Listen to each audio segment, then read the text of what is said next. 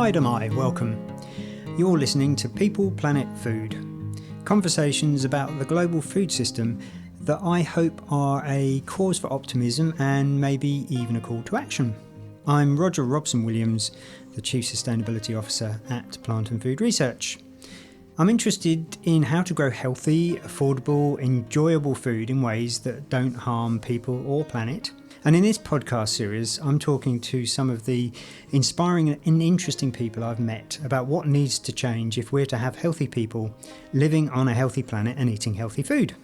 In this episode of People, Planet, Food, I'm really excited to be talking with Rachel Depree, the Executive Officer for Sustainability at Zespri International.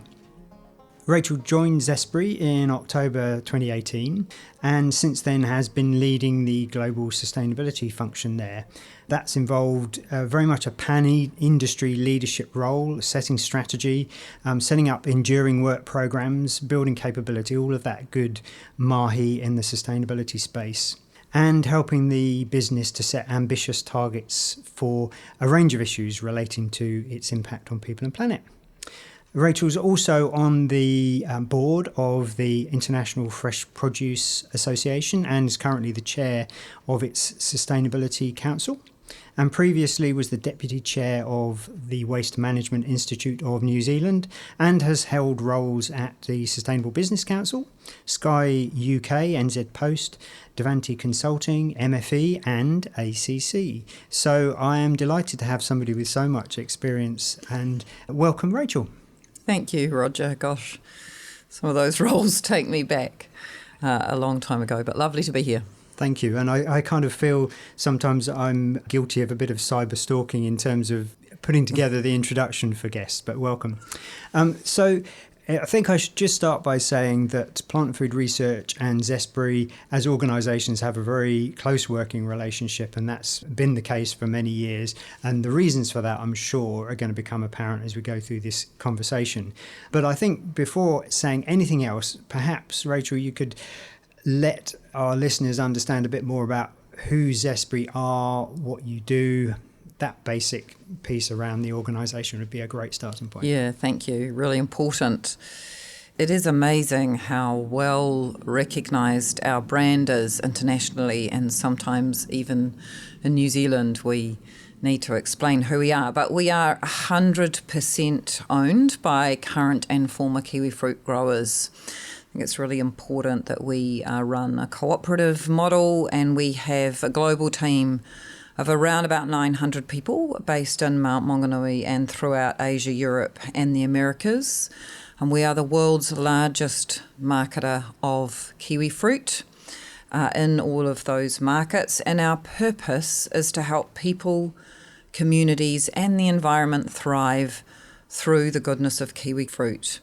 And that means we work with about 2,800 New Zealand growers, but also about 1,500 growers offshore to provide consumers with fresh, healthy, great tasting Zespri Green, Gold, and our latest Ruby Red kiwifruit.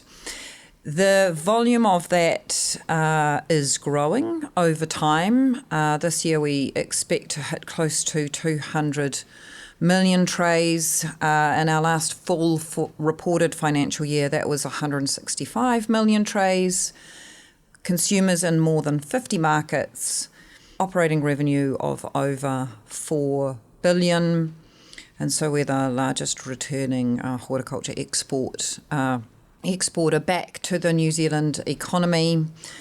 And as part of all of this work, and obviously the space that I have the privilege to lead, we have a strong commitment to sustainability, both in terms of the financial return that we offer our growers, but also our commitments to community, our own people, and the way in which we grow and deliver those kiwifruit around the world in terms of environmental management.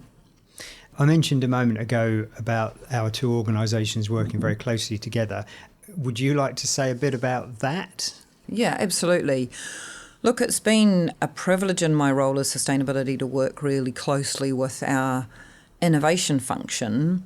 And there are many aspects of achievement in sustainability which require us to think about innovation and how we innovate.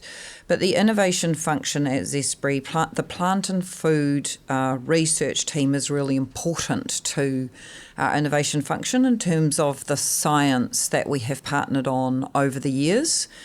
And in the last 3 years, we have formalised that through a joint venture relationship with what is now known as the Kiwifruit Breeding Centre, joint venture between Zespri and Plant and Food Research, and really is in many ways about the future proofing of our industry. How do we find the new, what we call cultivars, so types of kiwi fruit that enable us to keep delivering our healthy, nutritious products, but also, for example, do that in a way which are ready and resilient to climate change around the world. How we also meet what we see as increasing consumer demand spaces. So health and well-being is really central to what products consumers want to purchase in the world, and that JV with the Kiwifruit Breeding Centre and Plant and Food really help us understand the science and research that we need to accelerate the delivery of those products our consumers are wanting. Thanks. I think that's really clear, and I'm very much looking forward to unpacking a bit about that nexus around well-being, nutrition, planet. We'll come on to that, no doubt, as we go through this conversation. So you are currently the Executive Officer for Sustainability at Zespri. It'd be really interesting to hear how you've landed up in that role. I alluded to some of the previous roles you've got, but how did you end up doing this particular job? Yeah, great question. And I have a really interesting career journey, and I'm not one of those people that has planned what I'm going to do in the next 5, 8, 10 years and gone after them deliberately. I'm a person that's led by a curious mind and a restless need to learn. And so my roles have really reflected me taking opportunities that have interested me, but are also aligned with where I think that I can drive change, but also to my purpose. So I've spent about 20 years in sustainability now, and as you said, across central government, in consulting and business, for a large European media company, which was really important in terms of helping me learn about how to use communications and engagement effectively to drive change. And I did that while I was living and working in London, so I was also privileged to be a part of the leading edge of sustainability 15 years ago in those companies, working for really stunning organisations like Forum for the Future, who were leading change at that space. And we came back to New Zealand, and I wanted to have a sense of what was happening here in around 2018, and was then also lucky to work for the Sustainable Business Council, which really gave me a view of who was doing what. And there was increasing energy then through its leadership, and in particular the leadership of its executive director at the time, Abby Reynolds, who now heads up the Nature Conservancy in New Zealand. And a large number of New Zealand businesses were looking to build their leadership capability in sustainability. We were working a lot on how you inspire and lead change, how you give people the tools to develop their strategies, and particularly how you help them engage at CEO level.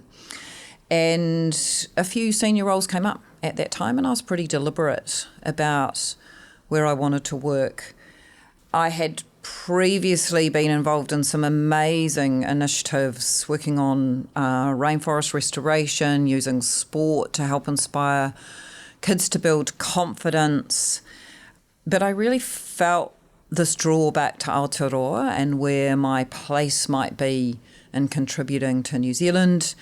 And so the role I took was here in the horticulture industry with Zespri, not knowing anything about horticulture at the time. And that's a whole other story of a journey about how you do that learning. But I think business in particular, I think there's a part of why am I in business? Why am I not in central government or in an industry advocacy organisation now. And I think business is really exposed to both non-financial risks, so environmental and social risks, but also an opportunity to create value, and this business in particular, particularly around the nutrition and health agenda.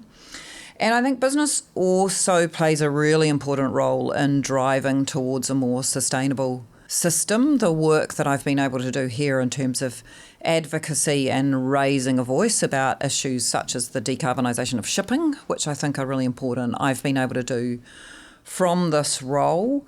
I think also in general, business is less encumbered by systems, networks, processes, such as complex processes of government, which for many people they navigate well. And for me, I find the drive of business a place I enjoy being. And so I think, and I think that that's really about agency and decision making, and that matches, I think, in summary, my own values around purpose-led, action-orientated, value-driven and pragmatic. I do find myself often being called pragmatic, and this is a place where I've been able to exercise both those capabilities I think I have, but also my own purpose.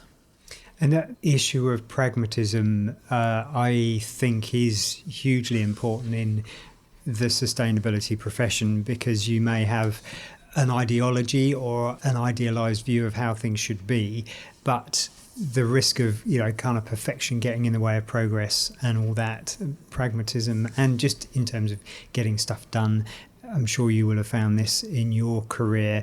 Often you don't have a great deal of formal authority, and you get things done through negotiation and influence and those sorts of soft skills.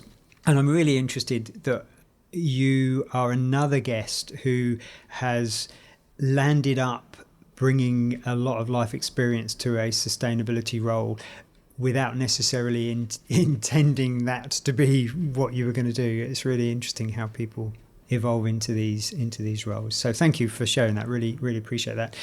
Coming back to Zespri then, and this nexus of how we ensure a growing population eats well, that we protect the earth in producing that food, the role of well-being and all of that. What are some of the kind of practical key challenges that you've been wrestling with on Zespri's behalf over the last wee while? A really good question. There's so many aspects of this, but let's just chunk it into two for the purpose of this. One is the actual challenges we face as a business in terms of the issues or topics or opportunities that matter. And the second is the challenge we face about doing something about them. And so let me just journey through the first area and talk to you a little bit about the priorities that we see. And it's pretty classic sustainability thinking in terms of materiality. What are the most important things? And I think when you focus on your material issues or topics, it keeps you exactly that, focused, paced, and as simple as possible in what is, let's face it, a pretty complex world. And I think sometimes sustainability professionals have made it more complex than it might need to be. But for us, we think about the fact that in general in the food system, those who produce the food are the least well paid globally. And that is quite distressing if we think about how we're going to sustain a food system into the future. Really, the people that produce the food need to be rewarded the most. And one of my privileges is working for a company for whom we work on service to the growers. They own us. And so we need to make sure they are the best rewarded in our system. But it doesn't mean we don't have a very strong voice in advocating for successful food systems where growers and producers are adequately rewarded for what they do. The second thing we see and talk about is that the world is either under or overnourished. And so the space of nourishment and nutrition matters in driving a sustainable food system. And the third is that the agricultural system itself is both threatened by climate in terms of its resilience and or a contributor to it. And so what is our role in thinking about those three areas? And those things are actually material to us and our success as a business. If we are not climate resilient, we won't have supply. If we are not able to tap into the opportunities for adequate nutrition and nourishment, we miss our purpose and also our revenue creating, and that's in turn what it delivers back to our growers.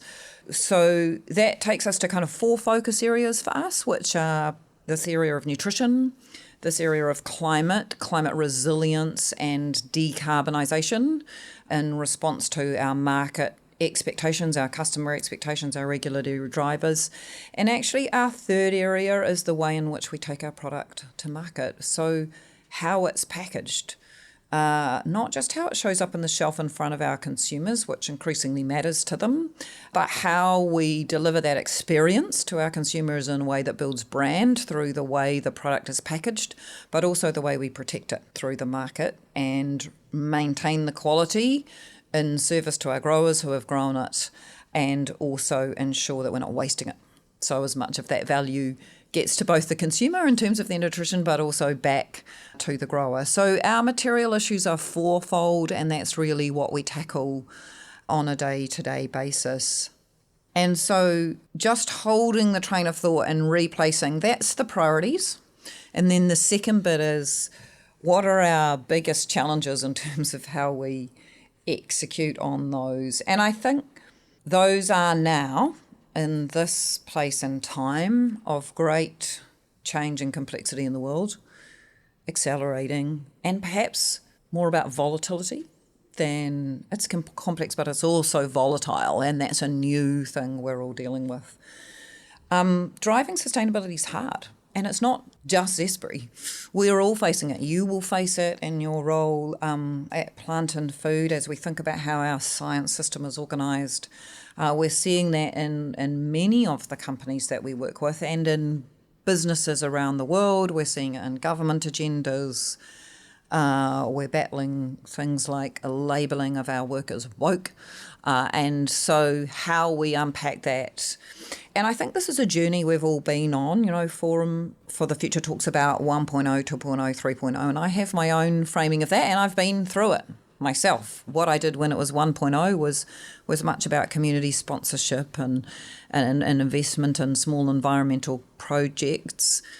2.0 has been a lot about my initial leadership here, which was about setting ambitious goals, going, actually that project by project investment isn't going to create the kind of change we need in the world to sustain our food system and the people that live on this planet. So with ambitious goals will come innovation, will come investment. And I think we have seen that happen, but we've now got to my version of 3.0, which is kind of value-driven, resilience protecting.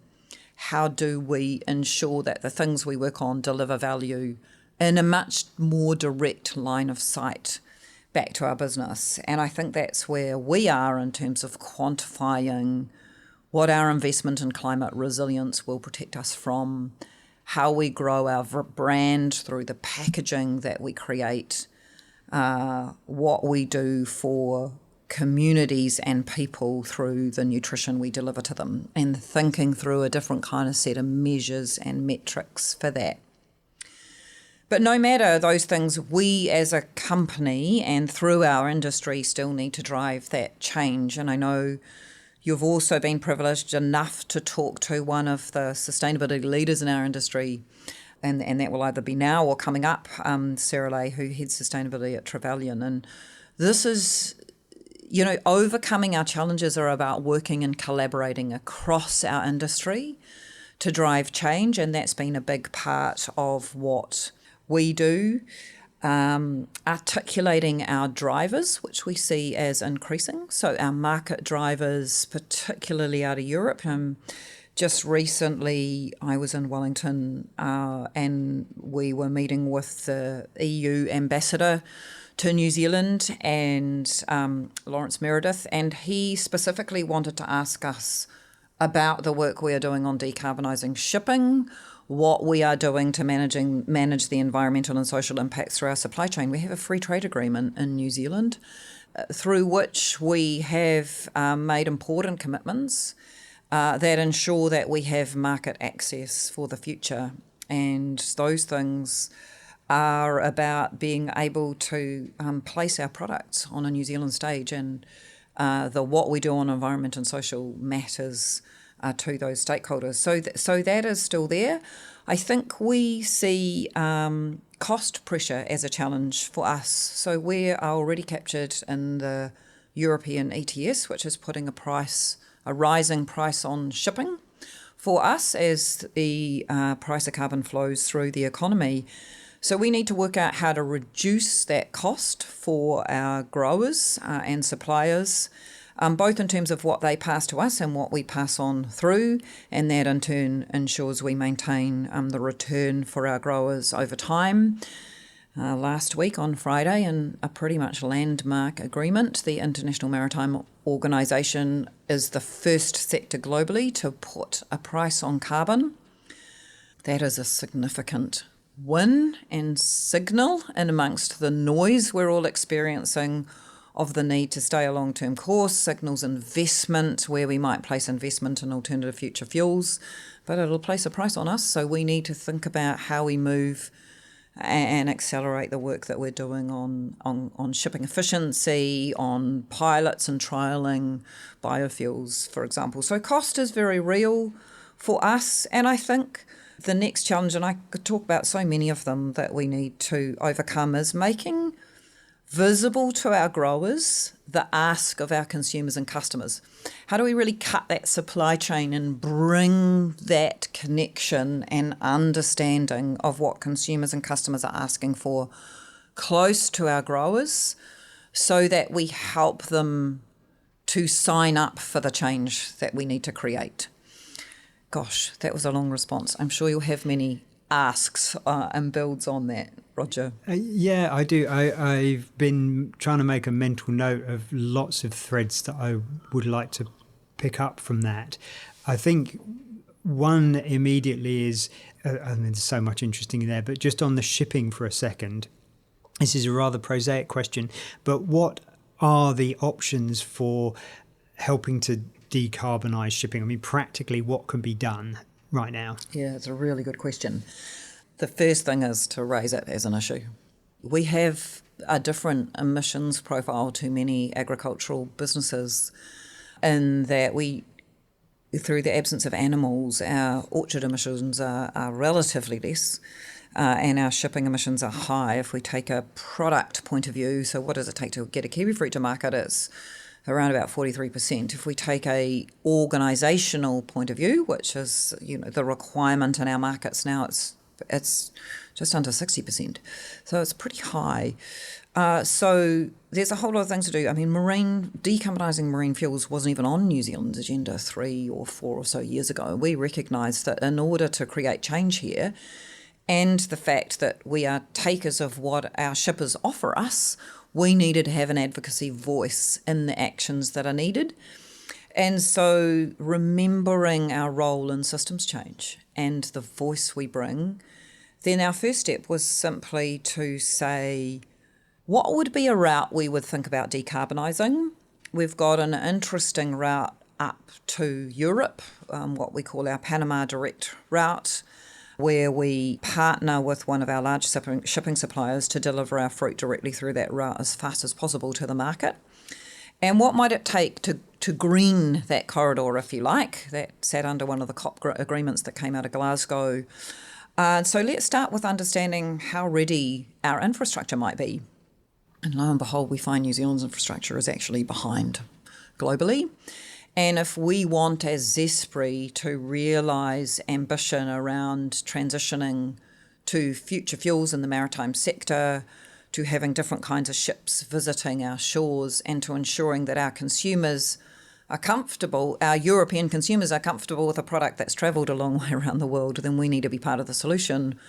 So we start having a voice around the types of infrastructure investment we need in New Zealand in our ports, the type of future fuels we might need to bunker that we don't currently have regulations around, the options for fuel pathways that we haven't yet fully explored or started to have a stakeholder engaged conversation about.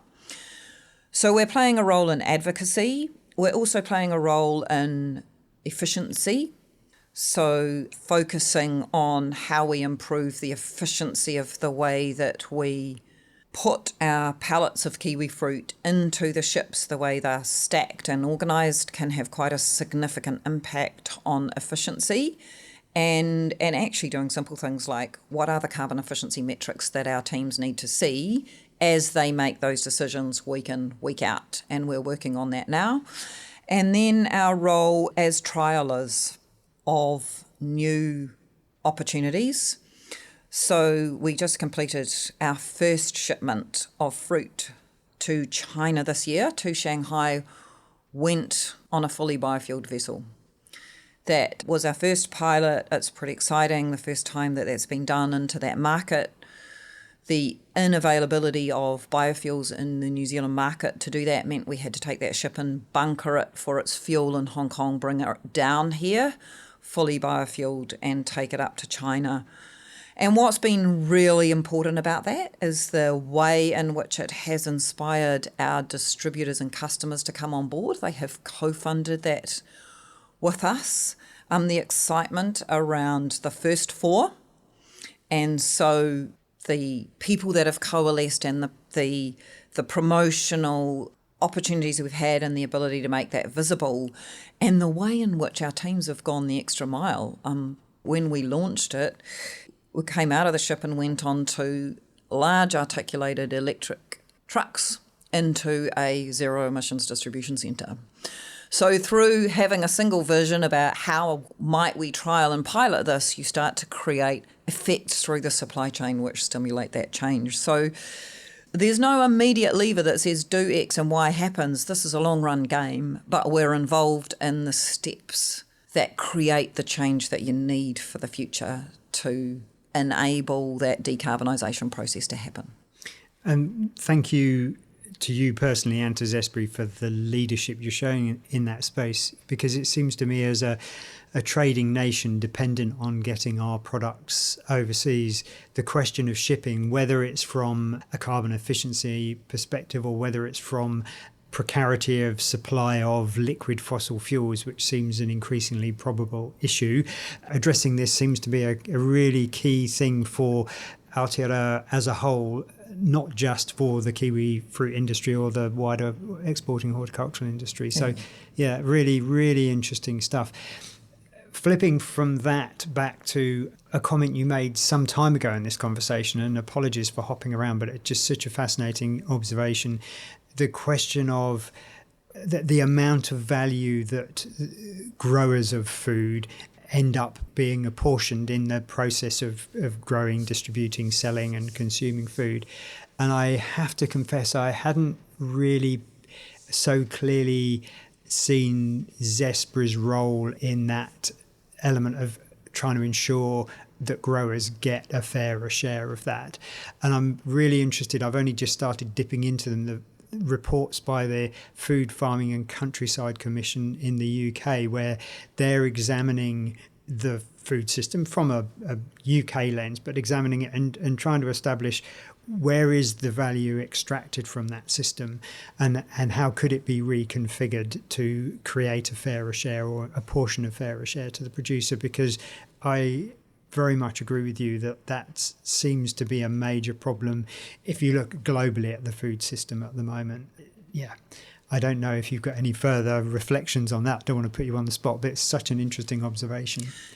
It is a really interesting observation, and of course, you know, I come from a position of privilege working in a cooperative business model, and I think perhaps that's what we need to be rethinking. Where are the examples around the world where we've retained types of business models that enable the return to be sheeted back to the place where the food production is happening.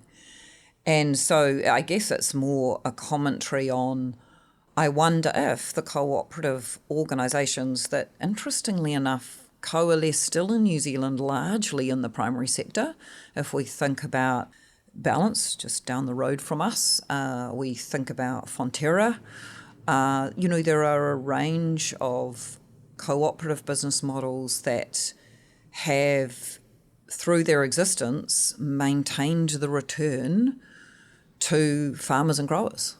And perhaps the world starts to turn back towards New Zealand to look for the examples of value we might create. Now, I've been involved in some conversations lately around the sustainable food agenda. And when you think of the still significant presence of nature in New Zealand, a place we feel it's important to preserve and protect, and of course it is, but on a global stage, produced by and for nature as a proposition from New Zealand Inc. to the world, with nourishment for people and planet, is a pretty compelling value proposition, and one which perhaps those sitting in large global institutions might come back to New Zealand to observe and wonder about.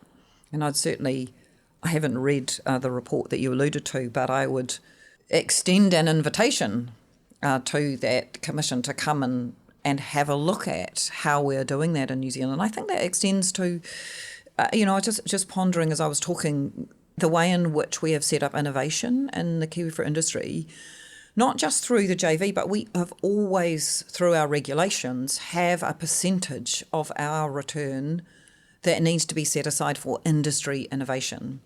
And being able to manage our destiny around innovation has really helped us ensure that that delivers the return to growers. We have innovation advisory groups which have a grower voice on all of them. And so if we do something where growers don't feel or see that return to them, well, then we don't do it. It's pretty hard to get it over the line. And so I also wonder about, in that system, the relationship between innovation and science and the way in which we fund that as being critical to future food systems that return value to growers. That question of innovation and the role of science in the primary sector, in a sense, is what attracted me to New Zealand in the first place, as somebody working in the science system and seeing here's a nation that does seem to recognise the real value of innovation in primary production. Something else I'd like to unpack, and again, apologies if this is springing it on you, but it seems to me there's a really interesting dynamic you personally have and the organisation Zespri has with growers in terms of very much being grower-led and the importance of delivering value. And you were just mentioning the innovation advisory system that you have that involves the voice of the grower. And so in that sense, very much led by the grower. And you also mentioned earlier the work that you've been involved in trying to bring a kind of a consumer and eater's perspective to the grower to help the grower understand how, geographically and temporarily displaced consumers of their food feel about that and the process. And I'm interested in how you reconcile that kind of dynamic. To put it bluntly, you need to show some leadership to your growers and you need to be led by them. Yeah. It's a hugely challenging and interesting space. And I think you and I have talked about this recently. It's often easier when there's more money in the system, when there's more return, and it's much harder when times are tough. And we have certainly, in the cycle of time that I've been here at Zespri, experienced that. We had, a challenging season on the back of, ironically, labour. So the inability to get the labour that we needed in the post-COVID settings really impacted on fruit quality. And then the second was another ESG issue called climate. So a year where a number of significant climate events, a frost in the Bay of Plenty, a cyclone in Northland, and then a very large cyclone in Hawke's Bay impacted on our production in those years. So it is much harder. And for all that, we often need to hold a long-term space in sustainability. The pragmatic side of me understands that we also need to respect when times are tough, and what becomes important is the financial bottom line, because that in turn, when you are a grower, enables you to be ready for the good years ahead. So keeping that alignment is really challenging, and we've been challenged on our sustainability agenda through that time. And again, it causes you to rethink and recalibrate where you're working and what you're working on. I think for many growers, their motivations are exactly the same. All of them want to leave the land better than when they arrived and create a legacy for their community. All growers want to do that. And some are motivated by efficiency, some are motivated by new and exciting innovations like electric tractors. Others are motivated by creating a legacy for a community, for example, in restoring a wetland. Understanding and matching the motivations of people really matters. And so bringing through the signals from the markets around consumers, customers, cost is part of what we need to do. But there's also a timing to that. So we work as an executive team to think about when the right time is to have those conversations with growers in a way that works successfully for them. And often it's not mass communication, actually. It's the one-to-one conversations that you have. It's the way in which we empower our industry leaders on sustainability to have those conversations back in their own organisations. We work effectively with an industry subgroup of sustainability leaders out of Seeka, out of Trevelyan, out of EastPac, out of grower entities who help guide us about the best way to deliver those messages and tell us when we've got it right and when we haven't, and we value that greatly. And that has just triggered the thought for me that in trying to kind of codify what it means to be a sustainable business and maybe, establish certification criteria for some particular standard, you make it very difficult for that tailoring to meet the interests and particular needs of any given kind of individual grower or individual player in that particular system. And I have a sense with regenerative agriculture and horticulture, that's a real conundrum that it almost necessarily means quite different things to different people. And by working too hard to codify it and provide a sort of standard, you maybe risk losing something in that. It's not a very well-formed thought, but I just thought I'd put it out there as it occurs to me. Look, I've been thinking a little bit about this notion of regenerative and what it means. It's not a comfortable concept or a comfortable conversation often, in a horticultural context at least, in part because what we do is by nature for nature, and so it feels regenerative and restorative in comparison to an extractive industry, for example. We do need to be mindful of the extraction we place on nature, which is hard to make visible and happens over very long time periods. But I think when you unpack notions of regenerative, it is the agenda that we are all on here with our growers, and through the science that we are doing, we're wanting to understand how good, high-quality soil supports taste and quality. We want to understand how making water available, not too much, not too little, right place, right time, stimulates the production of our fruit. The same with nutrient application that we put on. We want to understand when and how to do that in such a way that it's all uptaken by the plant and doesn't have an overflow into the environment in the way in which it does that. We want to understand the absorptive capacity of our growing system to reduce our carbon emissions. And we tackle each of those things in a way in which it makes sense to our orchardists and to our industry, and what other markets might create a standard around regen, for example, and create this notion of regen. We need to be mindful that we do it and how we tell the story of the way in which we do it. The thing that is on my mind is that as that regen thing creates a standard in a market, and interestingly enough, having recently been in the US with the International Fresh Produce Association, regenerative agriculture has become a way of talking, or regenerative growing. We don't need to buy into the wording around it, but what might we miss if we're not ready to respond in that market? And I think that's my wondering, is how do we make sure we can deliver to what that is emerging in that market as a market and consumer need, and we're starting to see standards and labelling emerge. So what's the New Zealand response and the right way for the kiwifruit industry, for example, to make sure that we are going to be able to access that market as it grows? Yeah, really, really interesting reflections. And I was going to ask you about your kind of, bringing some international perspectives you have from the travel you do and the work. And in a sense, you've already touched on that.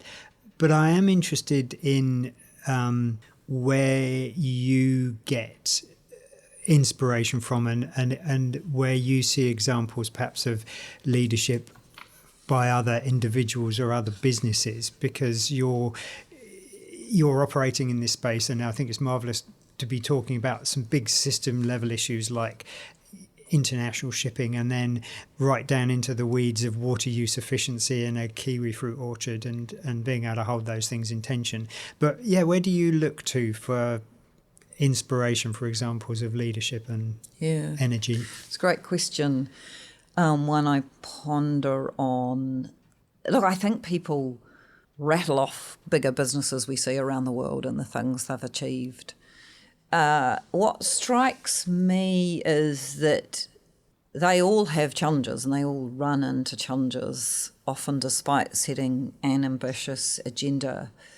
And I tend to look closer to home, and perhaps it's my propensity to believe and understand over time that we hold the solutions. We hold so many of the solutions, we just don't often make them visible. And so what's our role in uncovering them and making them visible? And so some of the things, and this is recency bias, of course, that I have is, Lewis Patterson's going to be pleased with me for this, because the Sustainable Brands Conference is coming up in Rotorua in May.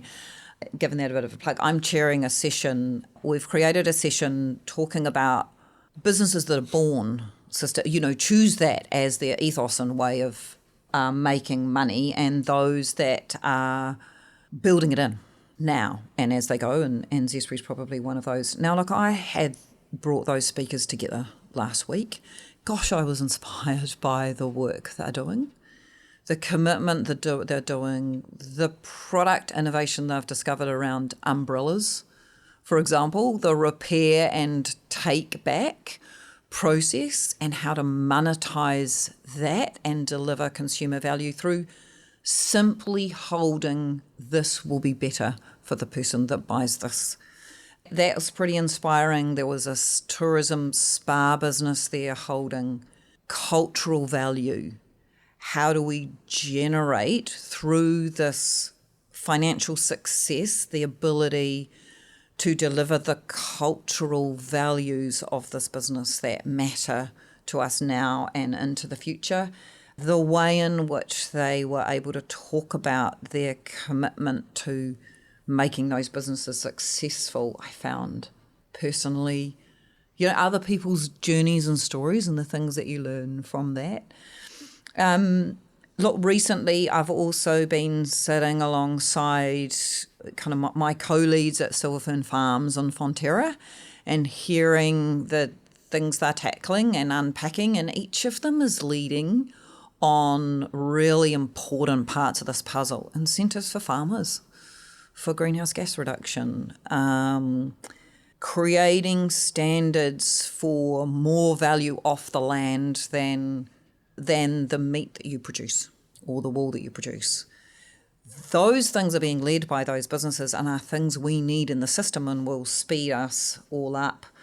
I also recently had the privilege of talking to a really small startup out of Ireland called Biota. They're using AI to take data and generate and visualize nature risk faster than I've seen anyone be able to do that before. They presented some just pilot work they'd done on Zespri and some Zespri orchards from sitting up in Ireland and taking data that they have, and how much we're going to be able to leapfrog past making excessive asks of growers to submit data if we're able to harness that AI type of insight. And I am going to just come close to home, and something that I found pretty inspiring here has been our drive for our ZAG Innovation Fund. So to think beyond some of the science we've talked about and that we do in partnership with you at Plant and Food, but also how do we put a space out there for others to come into it, and what do we uncover? And we started to uncover, some of the electrification opportunities I talked to you about before, some of the biochar trial work that we're doing, climate modelling work has turned up from little companies that we might never have otherwise seen who've applied into that fund, and we've been able to make visible. So the theme for me about the things that inspire me is where there's cross-sectoral collaboration, big or small, where there are people talking passionately about the things they're achieving, and new initiatives that help us, where we stop and think, what is this barrier in front of us, and what is it that needs to change to be able to move us forward positively? What you've been talking about, frankly, all through this podcast has triggered so many kind of thoughts, questions, observations that I would like to be able to follow up.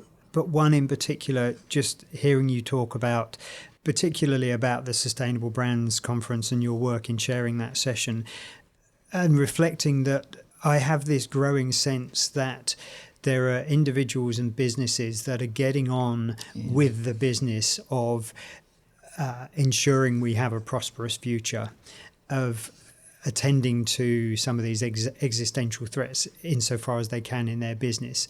And regardless of some of the big kind of global geopolitical and other uncertainties and the volatility you alluded to earlier, there's a kind of momentum that's building, if you like, at a grassroots level that feels like it might get us where we need to be, possibly. In a bizarre way, I'm feeling more optimistic at the moment than I have done for a long time. And just on the Sustainable Brands Conference, so frustrating, clashes with the EDS conference on greening the economy.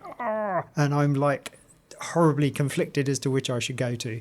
But anyway, that's another issue. Just as we start to wrap up this podcast, it's been a wonderfully kind of intimate conversation about your personal reflections in this significant corporate sustainability role. If I could just ask you now, if you wanted just to support a regular person that you met on the street to take some kind of action in their own lives on sustainability, what would be your call to action to them? Yeah, it's interesting. And it caused me to reflect on what I also do in my life to enable the change that we want to see, and a number of things, a number of actions that we take on a daily basis, and a lot of the things we try to do are quite hard, and so it makes you realise why it's important to work on the systems and the barriers there are. Look, a couple of simple things, and I'm going to keep it short. When you go to the supermarket and if you get a chance to talk to someone in the produce sector, ask them if they know how much their growers get paid or what the reward is that these growers get paid for producing these limes or lemons or apples or feijoas or potatoes or whatever it is that you're choosing. Just ask the question of the produce people. I think the questions we ask of people always cause them to stop and think. And so I think that's interesting. It's not necessarily, you're not going to hear me say, recycle your flexible plastic. Everyone knows there are systems in place to do those kinds of things. But actually, what are the interesting questions that might see change in the food system? So ask the retailer in the produce section if they know. And secondly, I'm pretty interested in energy. I think energy, everything we've done on where we think we're working in a biological system often comes back to energy. How do we decarbonise our post-harvest sector? We need to have incentives right for renewable energy. We need to enable those sectors to transition. They're large energy users. They need to get rewarded for their energy transition. Our growers, we need them to electrify.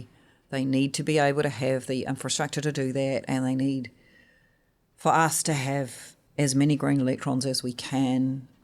We're doing well as a nation, but there's more we can do, and we should be asking for renewable energy in our personal lives as well. So asking our energy providers what they can do for us for renewable energy, I think, that and the producer question are two really important stimulants into the system that will help seed or build the change we need. Thank you. Wonderful answer. Next question. A book or a podcast or some resource that you have found at some level inspiring or interesting or useful that you would share with me and listeners to this podcast?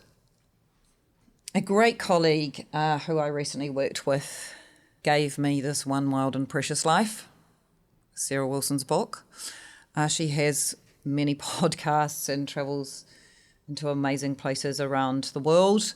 It stimulates you to think about what you want to do with your time and where you put your energy and effort. And so for those of you that are interested in, where you place your time for effect and meaning, I found that personally challenging, but also thought-provoking. And then I'm going to step outside books and podcasts. I'm a runner, and I run in nature with nothing in my ears and no podcast to distract me. I know many people do. The inspiration that I take comes from some of those organisations and people I mentioned earlier. There were a couple more I wanted to add. There's an organisation, Circularity. It's run by Louise Nash. She essentially convenes people from across supply chains and puts them in a place in which they're unable to create their own solutions. We've used that. We've learned much from that XLabs process. I think something like AgriZero, led by the Sustainable Business Council, now has drawn in government funding, financial services companies, scientists, to unlock a solution for a really significant problem in New Zealand. Another construct that I find useful to look at and inspiring. And then finally, a couple of things that caught my attention. The work of Sprout and the agri-tech innovators who bring groups of people together and take them offshore to see and feel emerging examples, but also to take ours to them. And that builds our networks globally and draws people towards us with solutions. And I've recently seen Food HQ do the same with a group of future leaders into Singapore. I think those are all about getting outside our single system and working across boundaries, but also hearing and feeling inspiration for the future from people who are very much younger than myself. So that's where, I take a lot of inspiration from the thoughts of younger people about their future. Thank you. Thank you for sharing those. Final question.